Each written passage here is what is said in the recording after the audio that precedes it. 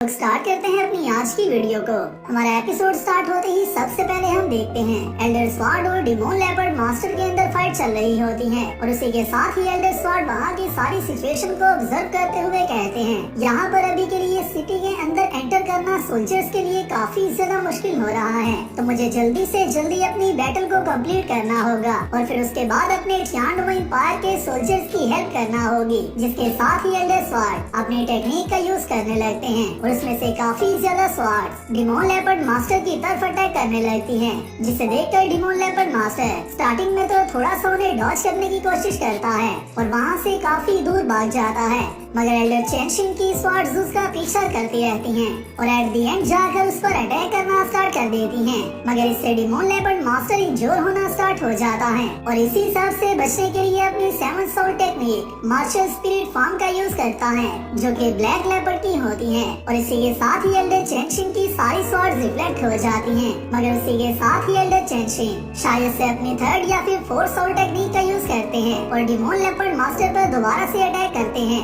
और जैसे ही वो एल्डर चेंशिन के हाथों में आ जाता है उसी के साथ ही एल्डर चेंशिन दोबारा से डिमोन लेपर्ड मास्टर पर अटैक कर देते हैं और इसी सब को देखते हुए डिमोन लेपर्ड मास्टर काफी ज्यादा डर जाता है और उसी के साथ ही कहता है मैं यहाँ पर नहीं मरना चाहता और इसी के साथ ही डिमोन लेपर्ड मास्टर अपनी 9th soul technique shadow of emptiness को यूज कर देता है। तो यहाँ पर एक इतने बड़े सोल मास्टर का अपनी 9th सोल टेक्निक को यूज करना सच में काफी ज्यादा मसला खड़ा कर सकता है। जिसके साथ ही हम देखते हैं जैसे ही डिमोन लेपर्ड मास्टर अपनी 9th सोल स्किल को यूज करता है तो वहाँ पर हर जगह हमें ब्लैक लेपर्ड्स देखने को मिलते हैं, जो कि एल्डर चेंशिन पर अटैक करना स्टार्ट कर देते हैं और इसी के साथ ही साथ थियांडो एम्पायर के और वुहान एम्पायर के भी कुछ सोल्जर्स इस शैडो ऑफ एम्प्टीनेस में धकेले चले जाते हैं और एल्डर चेंशिन को भी इस बात की समझ आ रही होती है, जिसके साथ ही वो इस सारी फाइट को जल्दी से जल्दी खत्म करना चाहते हैं और उसी के साथ ही कहते हैं अगर इसने स्किल को ज्यादा देर के लिए यूज किया तो हम सबको काफी ज्यादा लॉस देखने को मिल सकता है।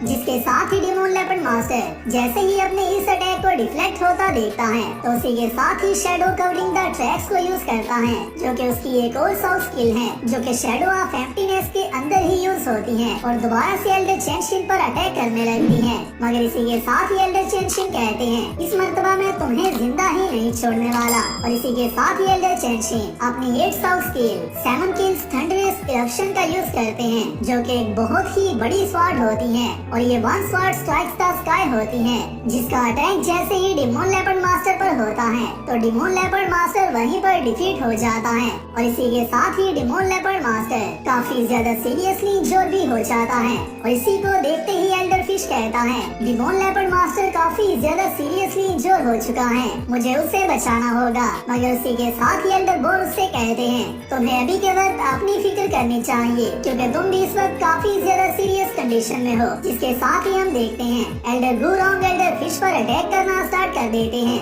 मगर एल्डर फिश भी स्टार्टिंग में उन्हें जितना हो सके रेजिस्ट करने की कोशिश करता है और इसी के साथ ही जैसे ही वो एल्डर ब्रूरॉन्ग से बचकर भाग रहा होता है तो उनकी बॉन्स के अटैक्स के साथ साथ उनका बोन ड्रैगन भी बाहर निकल आता है और कंबाइन अटैक एल्डर फिश पर करने लगता है। मगर यहाँ पर इन दोनों की फाइट स्टार ऑफ वॉर जैसी वाइब्स दे रही होती है, क्योंकि ये दोनों यहाँ पर इस तरह से अपने अटैक्स को यूज कर रहे होते हैं जिस तरह से हम लोग काफी ज्यादा सीरीज में गन्स के फायर्स को होता देख चुके हैं और इस सीन को देखकर मुझे काफी ज्यादा पोगो वाली वाइब्स आ रही थी। मगर कुछ ही देर की स्ट्रगल के बाद एल्डर ब्रूरॉन्ग फाइनली एल्डर फिश के काम तमाम कर देते हैं और उसी के साथ ही सबसे लास्ट पर अपना फाइनल अटैक करने लगते हैं, जिसे दोबारा से एल्डर फिश रेजिस्ट करने की कोशिश तो करता है मगर एल्डर ब्रूरॉन्ग के सामने वो कुछ भी नहीं कर सकता, क्योंकि एल्डर फिश एक छोटा मोटा ग्रैंड सोल लैंड मास्टर है और वहीं पर एल्डर ब्रूरॉन्ग 96 लेवल के ग्रैंड सोल लैंड मास्टर हैं और उसी के साथ ही उस पर अटैक करते हुए उससे कहते हैं तुम्हारा ये सब दर्द मेरे दर्द के सामने कुछ नहीं है। जिस दिन मैंने अपने पूरे इंटायर क्लैन के लोगों को मरते हुए देखा था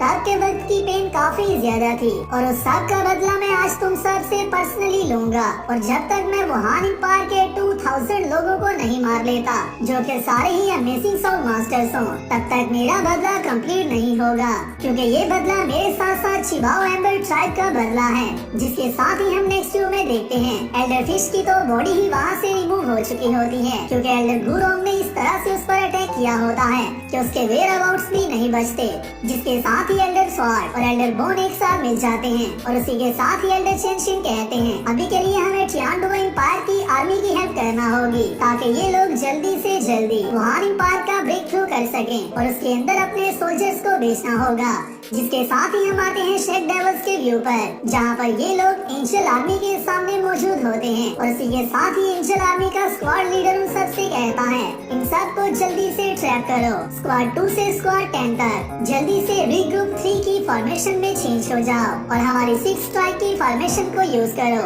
जिसके साथ ही हम देखते हैं दोबारा से एंजल आर्मी और वुहान एम्पायर की आर्मी राइज करती है और ये लोग टियानडुओ एम्पायर के सोल्जर्स पर अटैक करना स्टार्ट कर देते हैं और अभी के लिए टियानडुओ एम्पायर के सोल्जर्स को काफी ज्यादा हैवी लॉसेस देखने को मिलते हैं, क्योंकि वो लोग पहले ही वुहान एम्पायर के सोल्जर्स के साथ फाइट कर रहे थे, मगर अभी के लिए वुहान एम्पायर की रेफोर्समेंट्स आ चुकी होती हैं, जिसकी वजह से टियानडुओ एम्पायर को काफी ज्यादा लॉस हो रहा होता है और इसी के साथ ही शेक डेविल्स भी आगे बढ़ना स्टार्ट कर देते हैं और टियानडुओ एम्पायर की हेल्प करने के लिए एंजल आर्मी के साथ फाइट करने लगते हैं और यहाँ पर सारे शेक डेविल्स एक साथ मिलकर अपने कंबाइन अटैक्स का यूज करते हुए एंजल आर्मी को भी अच्छा ब्लो दे रहे होते हैं, मगर उसी के साथ ही ह्यूलिना उन सब से कहती है जल्दी से हमारे सिटी के अंदर मौजूद सारे ट्रैप्स को एक्टिवेट कर दो और इसी के साथ ही वहाँ पर मौजूद सारे वेपन्स शेक डेविल्स पर अटैक करना स्टार्ट कर देते हैं, जो अटैक इन सब को काफी ज्यादा सीरियसली इंजोर भी कर सकते हैं, मगर दाई मोबाइल से बहुत ही इजीली बच जाता है और उसी के साथ ही अपनी टाइगर वाइपिंग किल स्किल का यूज करता है और यहाँ पर ऑस्कर और माहम जुन एक साथ मिलकर एंजल आर्मी के अटैक्स को डिफेंड कर रहे होते हैं, जिसके साथ ही माहम जुन कहता है एंजल आर्मी के ट्रूप्स वॉर की काफी ज्यादा स्ट्रेटेजीज को जानते हैं और अभी के लिए वो लोग हमें सांस लेने का टाइम भी नहीं दे रहे, ताकि जैसे ही उन्हें एक भी चांस मिले वो लोग हमें नॉकआउट कर दें और इसी के साथ ही टियानडुओ एम्पायर के सोल्जर्स पीछे बढ़ना स्टार्ट कर देते हैं और अपने वेपन्स और शील्ड्स को ड्रॉप कर वापस अपनी आर्मी की तरफ जाने लगते हैं और अपनी जान बचाने लगते हैं, जिसके साथ ही हम देखते हैं एम्परर शुइबांग को और उसी के साथ ही साथ टियानडुओ एम्पायर के मेजर जनरल सारी इस सिचुएशन को देख रहे होते हैं, जहाँ पर एंजल आर्मी अपनी एक ऐसी टेक्निक को यूज करती है जिसकी वजह से ये लोग एक ही टाइम पर काफी ज्यादा सोल्जर्स को किल कर देते हैं, जिस सब को देखकर जनरल गीलोंग काफी ज्यादा शॉक होता है और यहाँ पर ये शॉट कोई छोटा शॉट नहीं होता, इवन कि मैं भी ये टेक्निक देखकर काफी ज्यादा हैरान रह गया था कि एंजल आर्मी की स्ट्रेटेजीज काफी ज्यादा अमेजिंग है और इनका वॉर एक्सपीरियंस भी काफी ज्यादा अमेजिंग है, जिसके साथ ही हम देखते हैं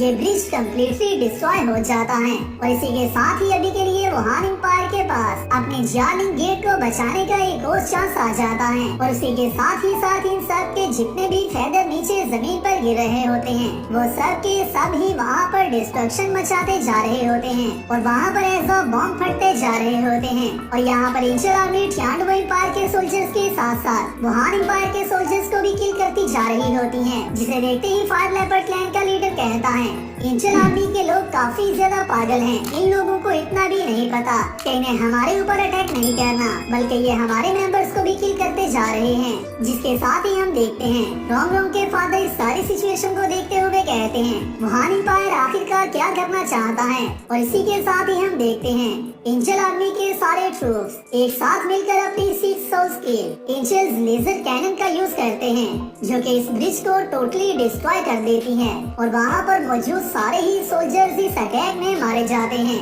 और ये ब्रिज भी कम्प्लीटली डिस्ट्रॉय हो जाता है और ये अटैक सच में काफी ज्यादा डिस्ट्रक्टिव अटैक होता है, जिसका इम्पैक्ट काफी ज्यादा हैवी होता है और इसी को देखते हुए टियानडुओ एम्पायर की आर्मी दोबारा से काफी ज्यादा सैड हो जाती है, क्योंकि वुहान एम्पायर का ऐसा राइज अप देखकर और वुहान एम्पायर की रेनफोर्समेंट्स को देखकर अभी के लिए ऐसा ही लग रहा होता है कि ये लोग अभी के लिए वॉर के टेबल्स को चेंज करने वाले हैं और इसी के साथ ही हम आते हैं शेक डेविल्स के व्यूज पर, जहाँ पर ये सब लोग सोलमली इन सब पर अटैक कर रहे होते हैं और जितने सोल्जर्स को टेक डाउन कर सके उन सब को डाउन करते जा रहे होते हैं और इसी के साथ ही जुजुचिन, शाओ वू, मा होंगजुन दाइनोबाई और ऑस्कर सभी ही अपने सोलो अटैक्स को यूज कर रहे होते हैं और एक एक करते हुए इन सब को डाउन करते जा रहे होते हैं। मगर अभी के लिए सिचुएशन इतनी ज्यादा खराब हो चुकी होती है कि जैसे ही ये लोग एनिमी पर अटैक कर रहे होते हैं तो काफी ज्यादा मर्तबा इन पर भी इनके एनिमी के अटैक होने लगते हैं। मगर ये सब लोग अपनी ग्रुप फॉर्मेशन को यूज करते हुए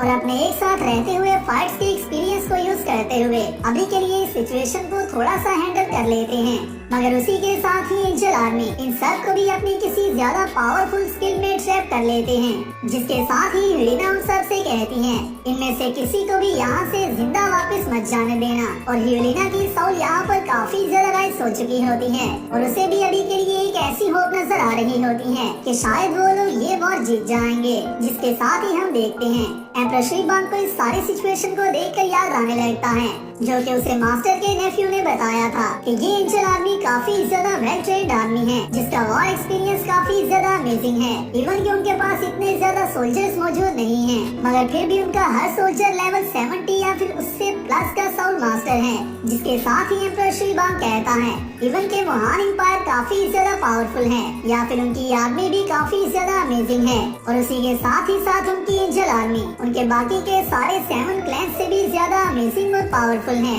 और उसी के साथ ही इस आर्मी को जो भी इंसान लीड कर रहा है वो हमेशा ही राइट डिसीजंस को यूज करता है और बैटलफील्ड की विनिंग को अपने नाम कर लेता है। और अभी के लिए वो लोग अपने सारे अटैक्स का फोकस सिर्फ ब्रिज पर ही करते जा रहे हैं क्योंकि उन्हें इस बात का पता है कि अगर वो लोग इस ब्रिज को ही डिस्ट्रॉय कर देते हैं तो कोई भी इंसान वुहान एम्पायर में एंटर ही नहीं हो पाएगा और जब के वक्त हम लोग आगे ही नहीं बढ़ सकेंगे तो हम लोग इस वॉर को कंटिन्यू ही नहीं कर सकते। और अभी के लिए हम लोग भी एक ऐसे ट्रैप में फंस चुके हैं जहाँ से बाहर निकलना हमारे लिए भी काफी ज्यादा मुश्किल है। जिसके साथ ही हम देखते हैं एंजल आर्मी के सोल्जर्स जियालिंग गेट के ब्रिजेस को छोड़कर टियानडुओ एम्पायर की मशीन्स पर भी अटैक करना स्टार्ट कर देते हैं जो कि टियानडुओ एम्पायर के लिए काफी ज्यादा जहाँ से टियानडुओ एम्पायर की सिचुएशन काफी ज्यादा खराब हो सकती है। और इसी के साथ ही हमारा ये पार्ट यहाँ पर कंप्लीट होता है। तो गाइस ये वीडियो कैसी थी मुझे नीचे कमेंट्स में बताना और नेक्स्ट आने वाली वीडियो के लिए चैनल को सब्सक्राइब कर लेना।